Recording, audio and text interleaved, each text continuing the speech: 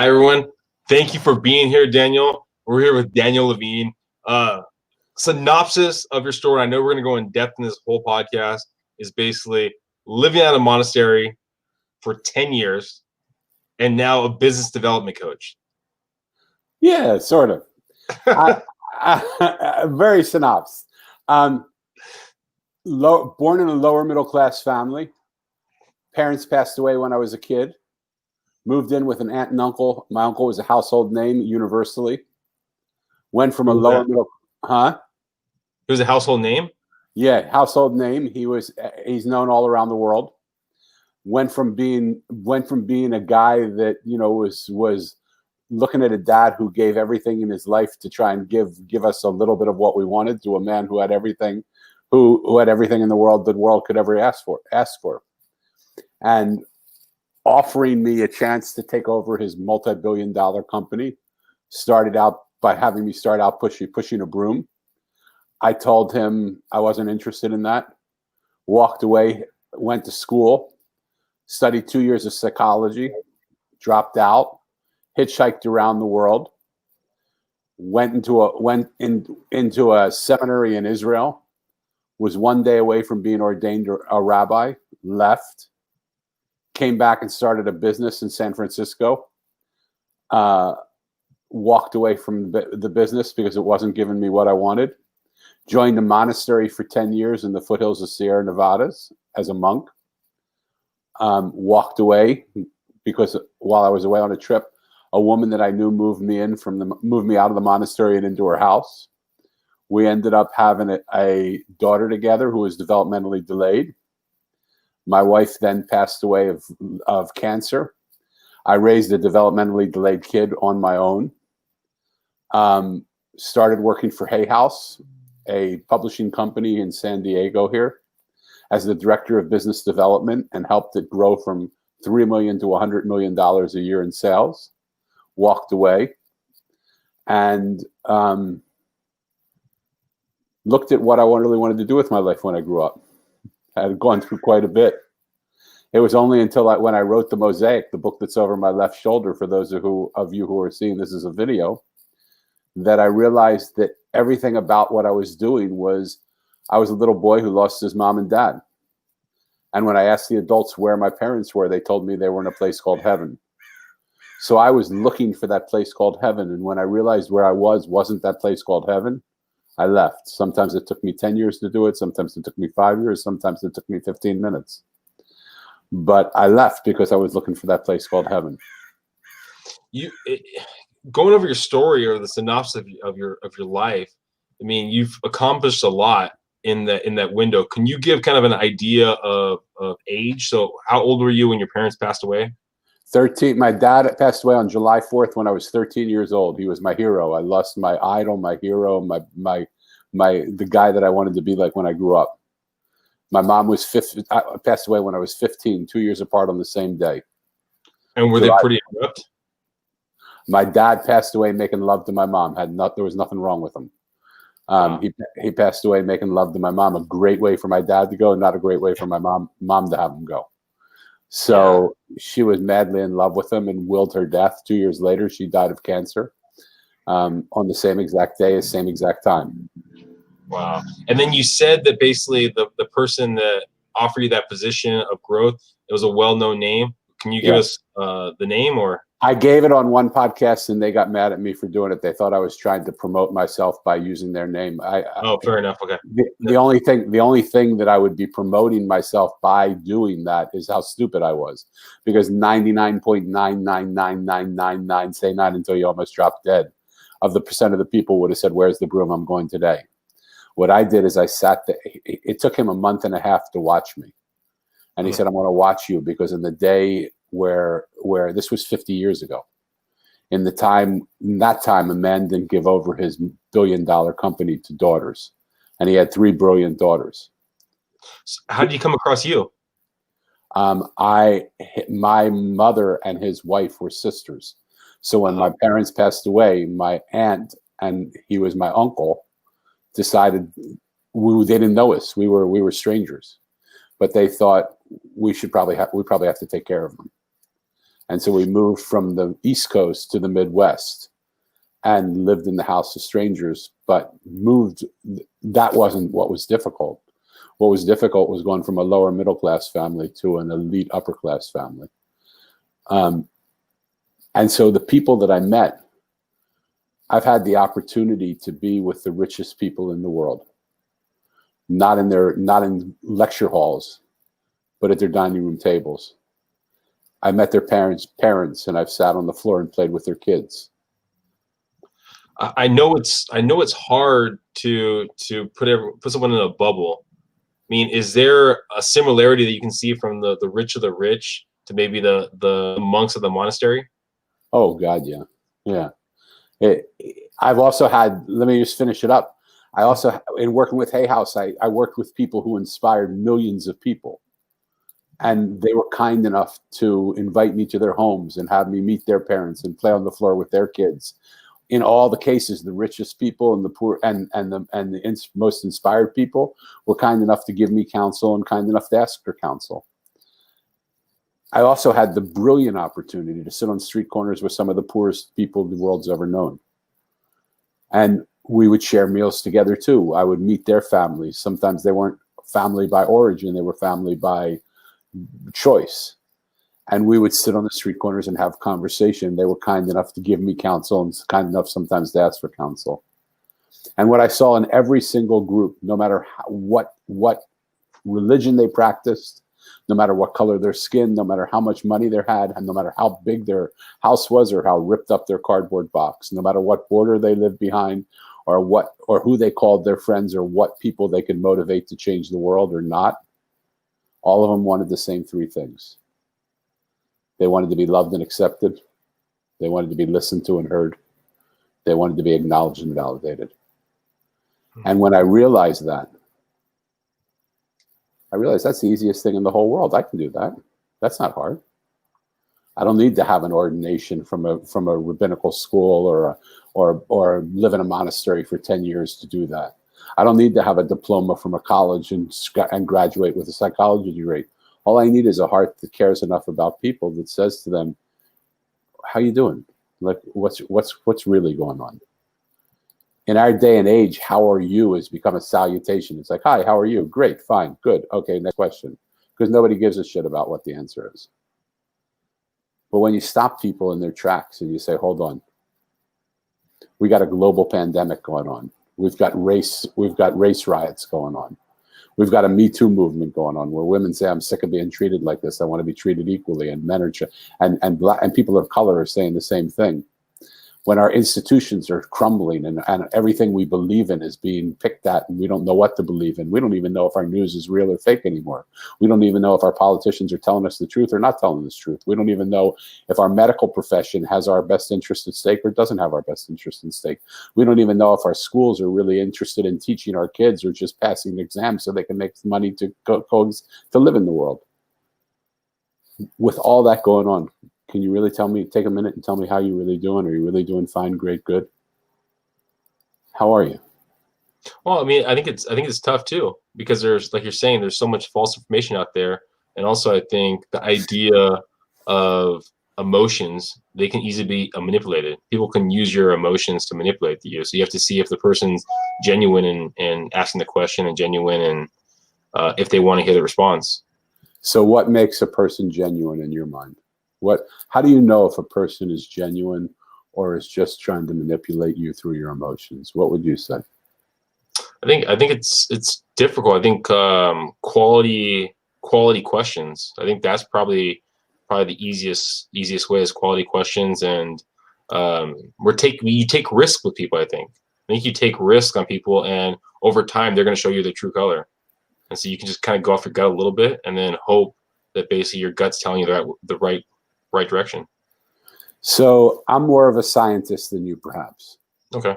I really wanted to know the answer to that question. Oh.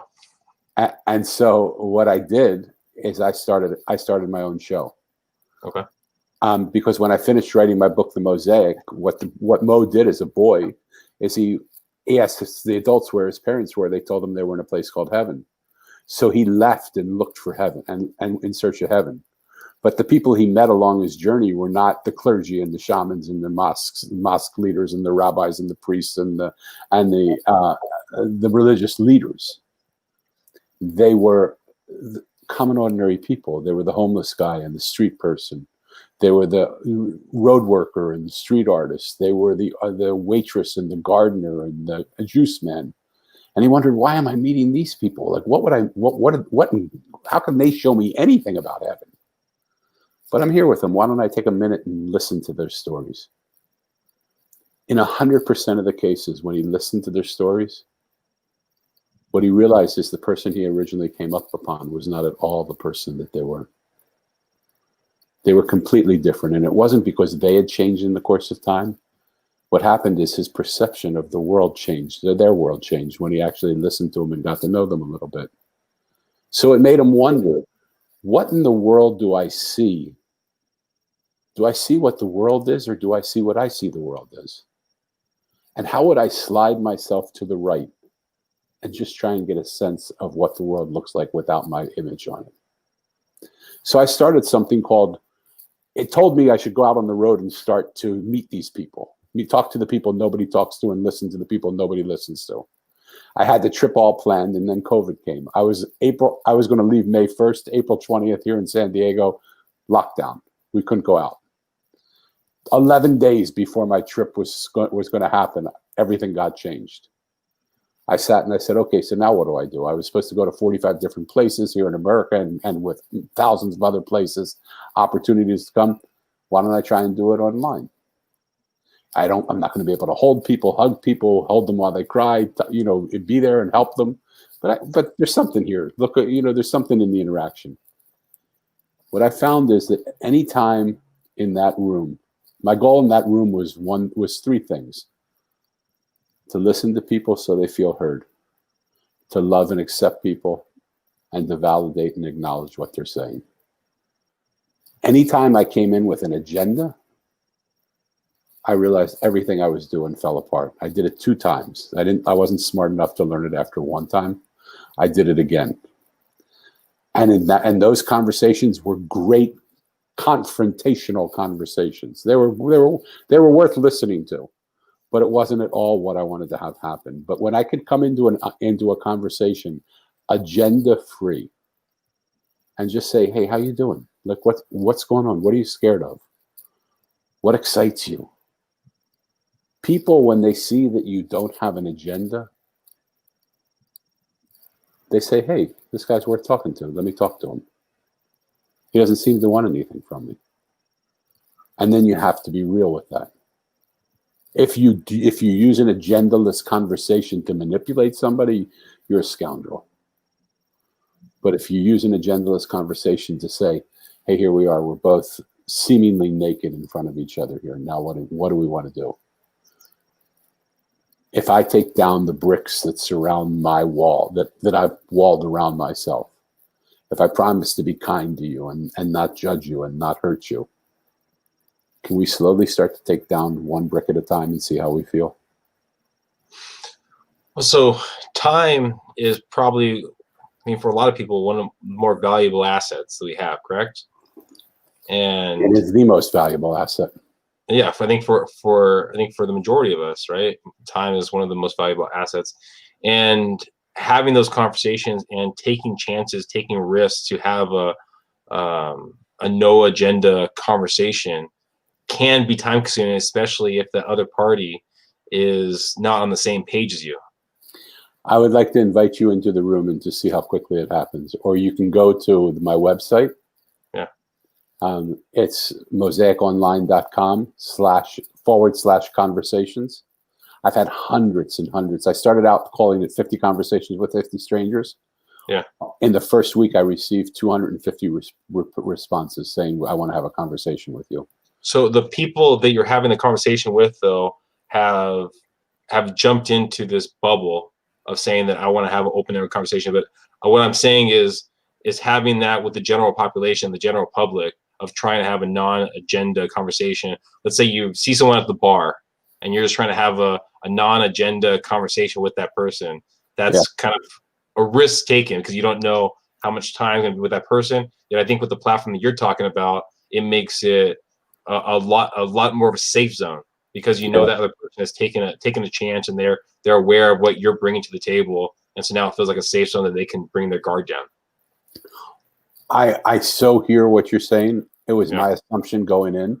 Yeah. I didn't think it was going to work. Yeah. These are people that I don't know. These are strangers. I before they walked into the room, I have no idea what they think, who they believe in, who they vote for, what they love, what religion they are, what color they are, if they're a man or a woman. Sometimes they have names that you don't know what they are. You don't know how old they are. You don't know how impoverished they are, how wealthy they are. They've answered a question of, do you want to have a conversation with a stranger? And they've said yes. So in a bar, but here's what I'm amazed at. Yeah. Honestly, flat out amazed. People know when somebody's real. I mean, I'll be as transparent as possible. I think you learn over time to know the difference between someone being real and not being real. I've been around some people that I look at myself when I first met them and I go, oh my gosh, the way they're having the conversation is so real. And then over time, you start seeing the truth behind the BS. Huh. And so it's true that I think over time you start learning that. Yeah, maybe it's naiveness to it, or maybe it's just growth or whatever it might be. But it's not everyone you can tell is real and not real. So here's what I want to concede to you in point, okay? The algorithms of the internet are slanted. I've tried to get outside of my algorithms by going into groups and creating profiles for myself that would not bring me the people that think and feel like me. Yeah.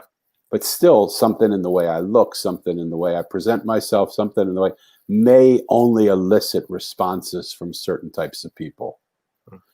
And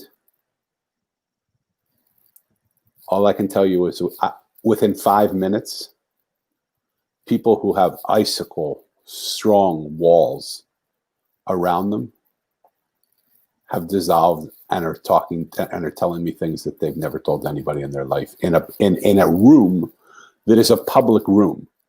They know their video is going to go online. Do you think, and this is just a random idea, with the Santa Claus beard, if you're not if you're who hates Santa Claus? Nobody hates Santa Claus.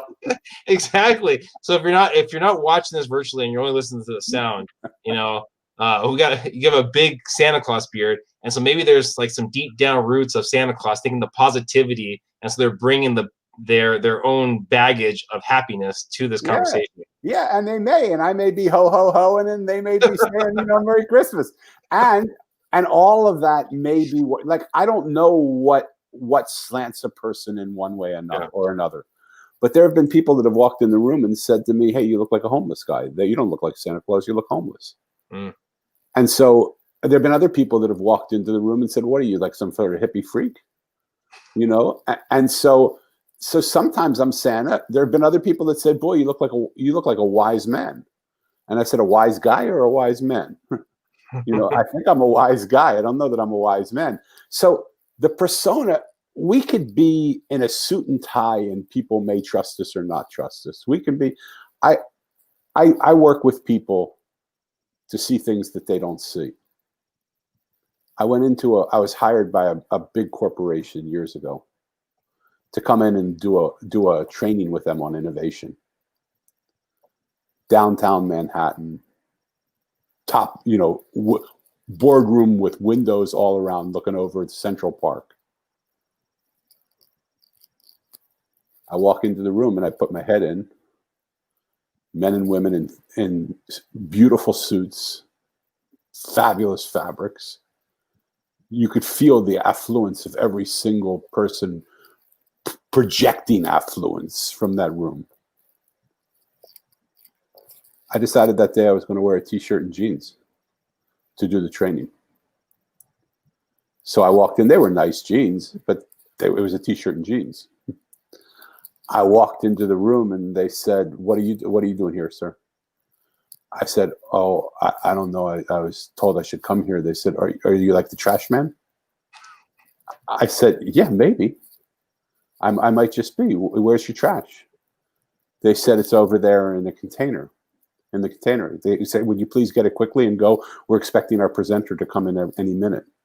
I said, really? What do you think he's going to look like? They said, what are you talking about? Why do you care? You're a trash man. Just get the fuck out of here, and can you get our trash and get out of here? I said, what if your presenter would look like me? They said, I don't think he would. I said, so is this the place? Are you the group that I'm supposed to do the innovation workshop with?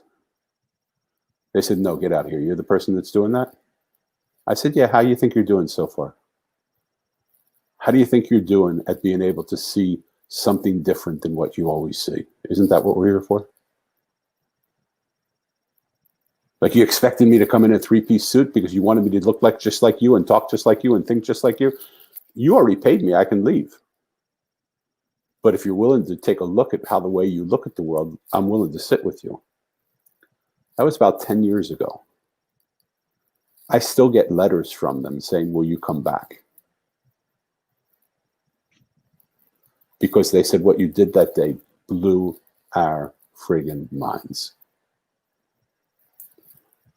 Everything about the Mosaic, the book that I wrote, what happens when Mo sees these people, the homeless guy and the street artist and the blind woman and the juice man, he looks at them and he makes an immediate assumption of who they are. When he listens to their story, he sees them entirely different. What do we look at in the world that, if we were to see it different, would literally change the way we see our entire life?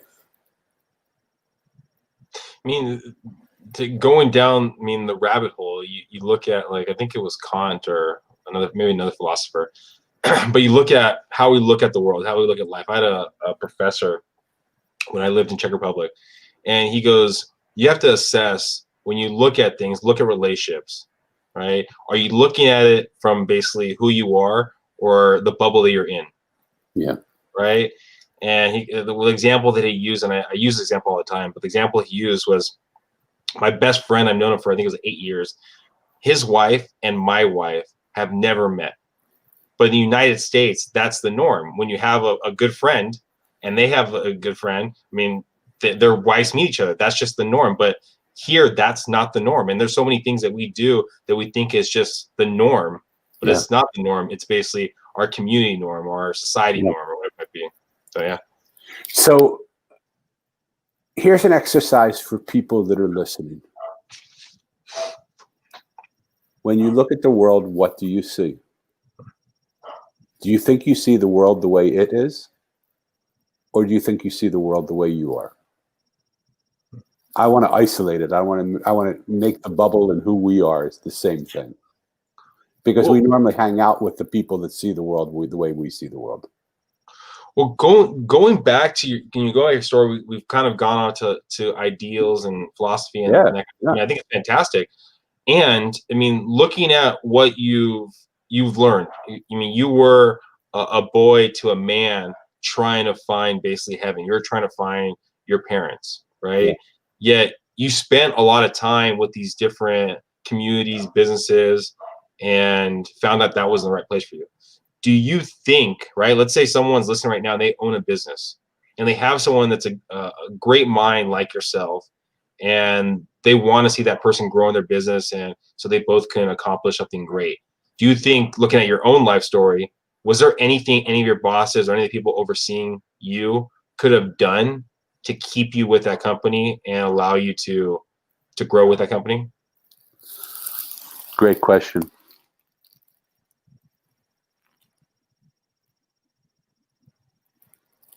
I don't think so.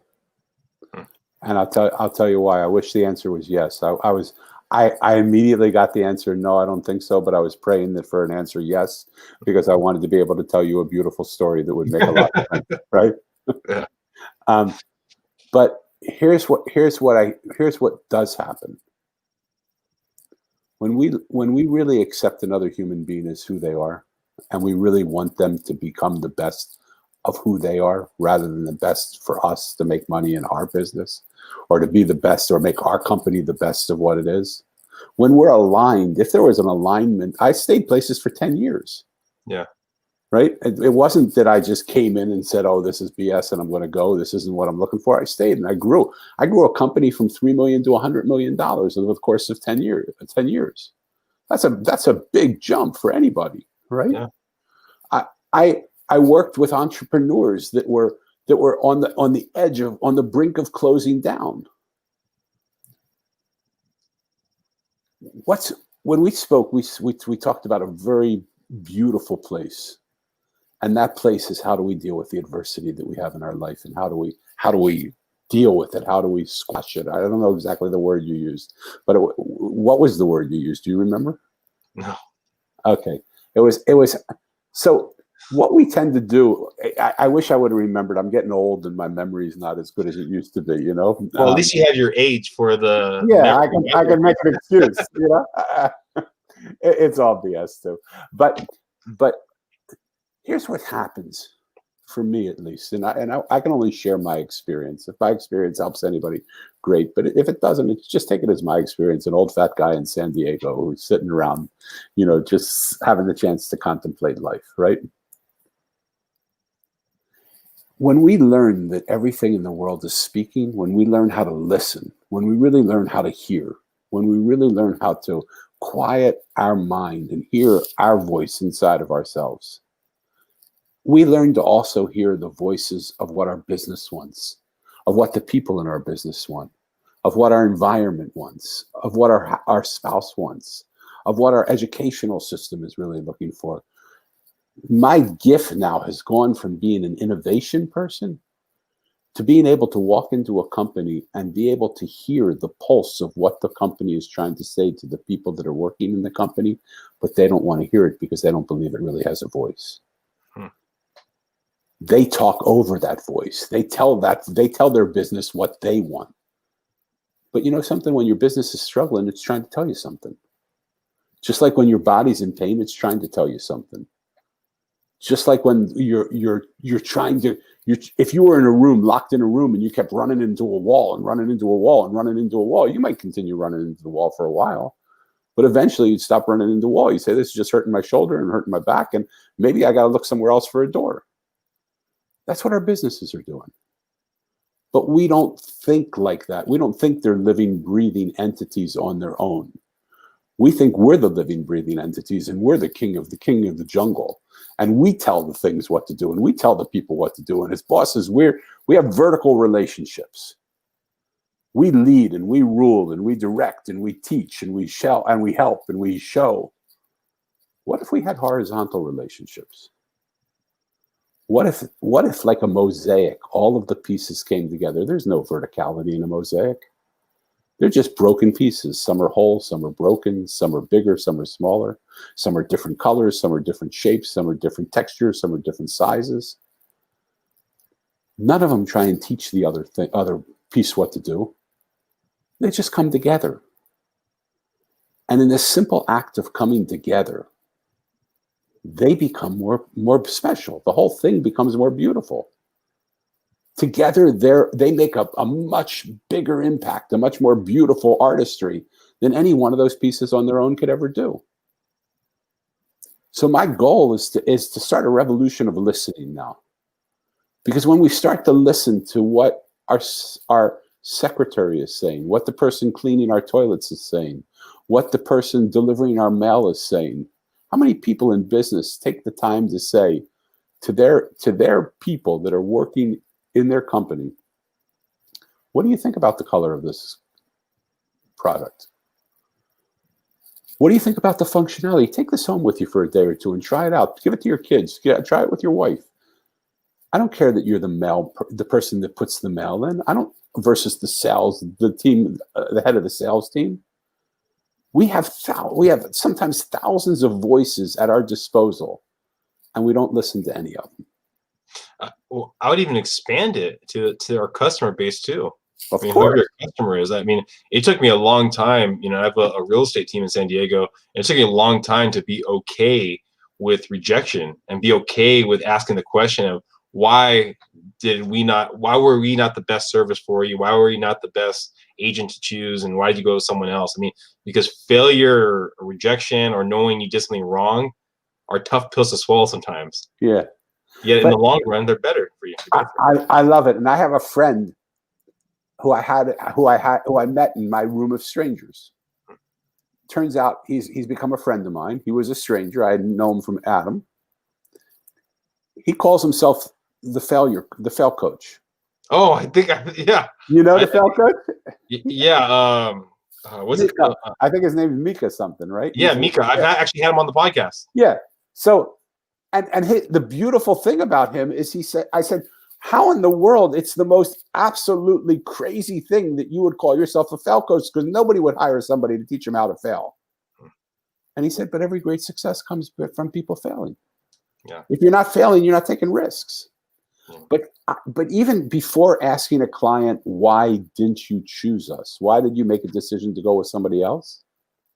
How many of us take the time to actually ask a client, what do we need to do? What is it you're looking for? What do you need from us as an agency to bring you to the place that you need? Yeah. What we do, if you look at the way we sell and we promote, and in any industry, we tell people what we have and what we do and how we can help them. What would happen if we created a whole new way of doing business? By instead of telling people, we ask people, what is it you want? You know how many times people have told me about their services and I go, you're boring. You're not saying anything new.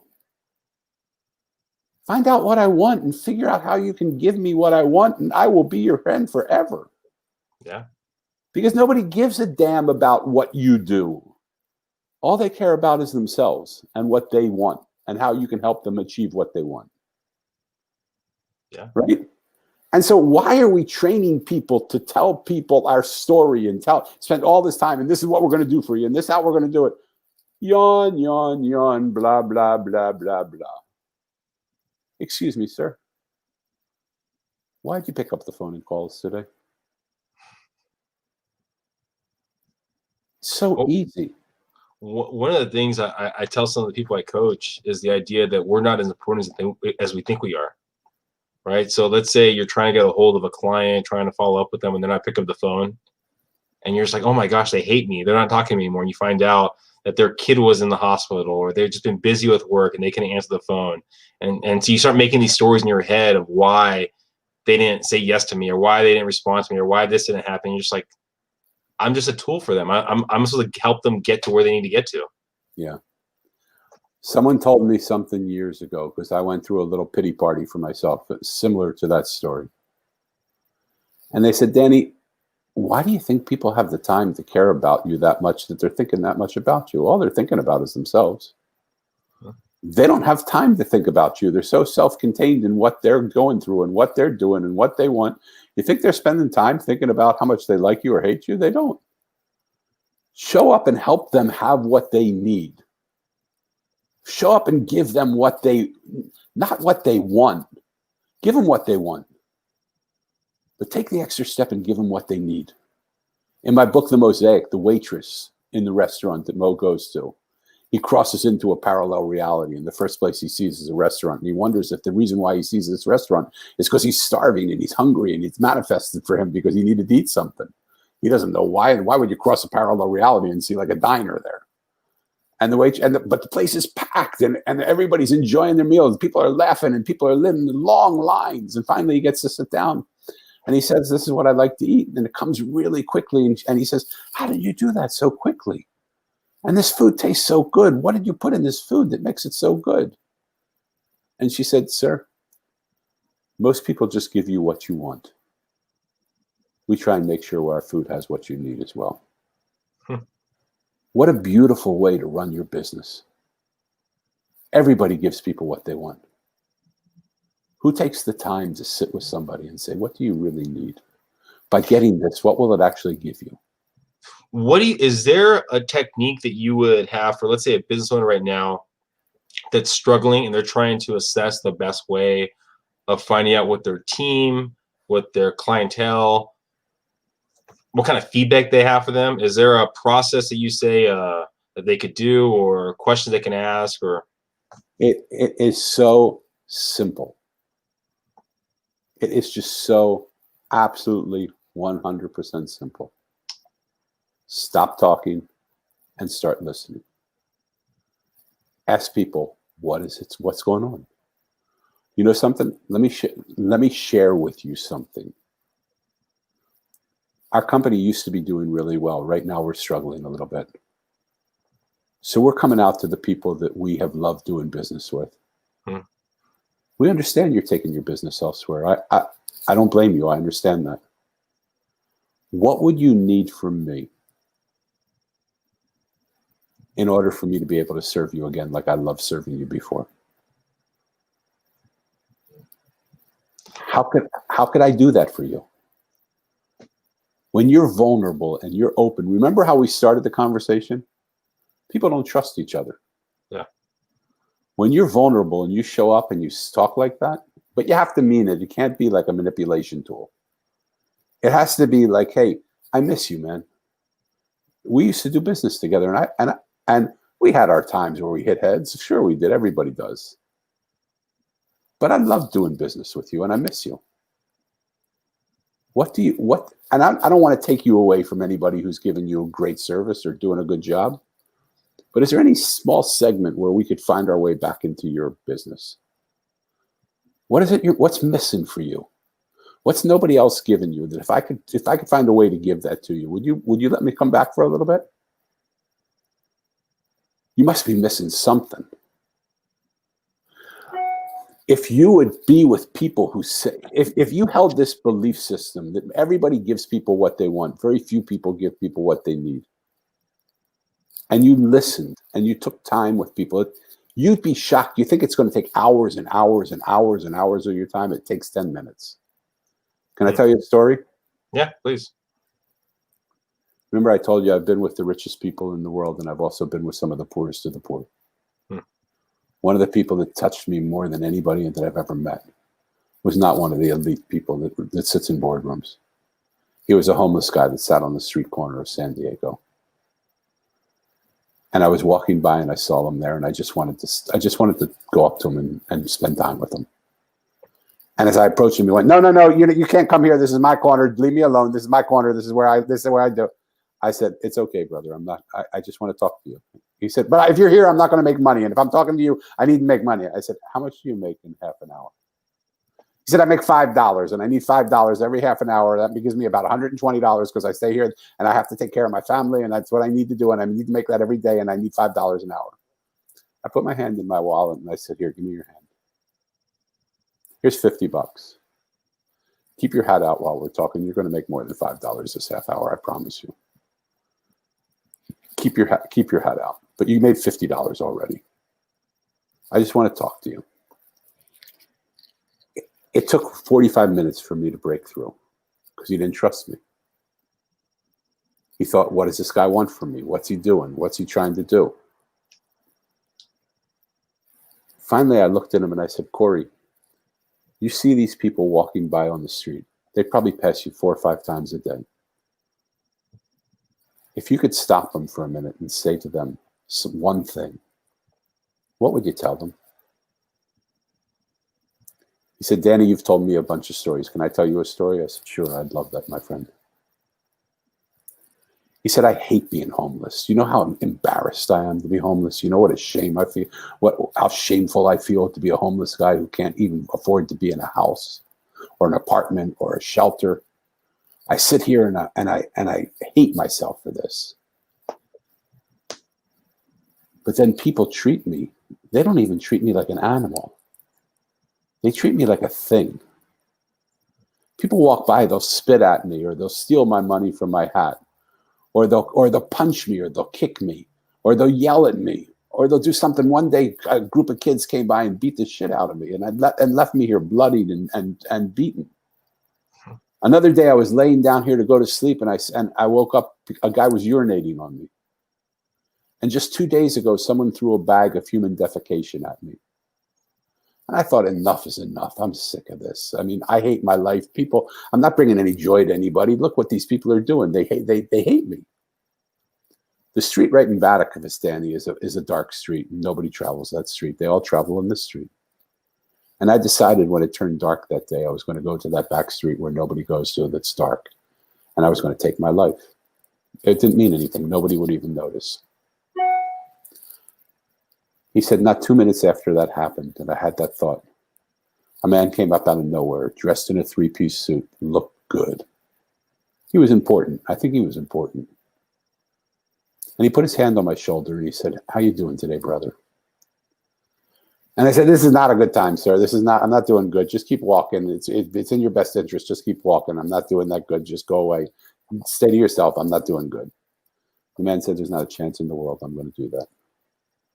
And he sat down next to him. And he put his arm around him. And I don't know why Corey let him put his arm around him so quickly. He certainly didn't let me do that, but he did it with him.